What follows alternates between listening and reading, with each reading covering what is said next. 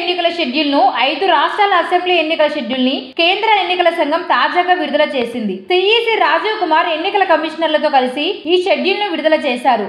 ఇందులో లోక్సభ ఎన్నికలతో పాటు ఆంధ్రప్రదేశ్, ఒడిశా, సిక్కిం అసెంబ్లీ ఎన్నికల షెడ్యూల్ ను కూడా విడుదల చేశారు. ఎన్నికల షెడ్యూల్ ప్రకటనతో దేశవ్యాప్తంగా ఎన్నికల కోడ్ అమల్లోకి వచ్చేసింది. బీహార్, గుజరాత్, రాజస్థాన్, కర్ణాటక, తమిళనాడు, తెలంగాణ వంటి రాష్ట్రాల్లో 26 స్థానాల్లో ఉప ఎన్నికలకు షెడ్యూల్ ని కూడా ప్రకటించారు. ఏపీ, ఒడిశా, సిక్కిం, అరుణాచల్ ప్రదేశ్ రాష్ట్రాల్లో లోక్సభ ఎన్నికలతో పాటు అసెంబ్లీలకు ఎన్నికలు జరుగుతాయన్నారు. ఏపీలో ఏప్రిల్ 18న నోటిఫికేషన్, మే 13న ఎన్నికలు నిర్వహిస్తామన్నారు. అరుణాచల్ నోటిఫికేషన్ మార్చి 20న విడుదల చేస్తామని, ఏప్రిల్ 19న ఎన్నికలు ఉంటాయన్నారు. సిక్కింలో మార్చి 20న నోటిఫికేషన్, 19 ఏప్రిల్ పోలింగ్ ఉంటుందన్నారు.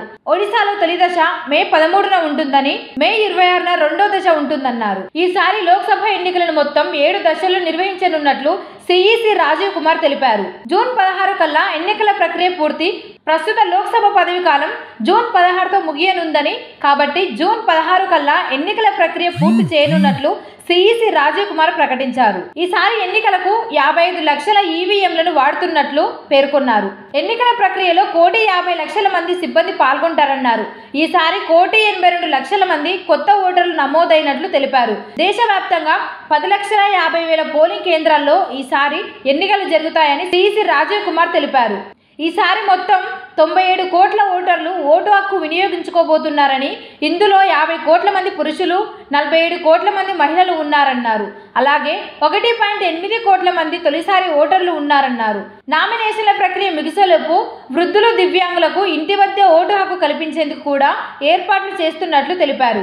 85 ఏళ్లు పైబడిన వారికి, 40% పైగా అంగవైకల్యం కలిగిన వారికి ఇంటి వద్దే ఓటు హక్కు కల్పిస్తామన్నారు. ఈసారి ఎన్నికల్లో హింసను అరికట్టేందుకు ఈసీ కఠినంగా వ్యవహరిస్తుందని సిఈసి తెలిపారు. ప్రతి జిల్లాలో ఓ కంట్రోల్ రూమ్ ఏర్పాటు చేసి హింసను అరికట్టేందుకు చర్యలు తీసుకుంటామన్నారు.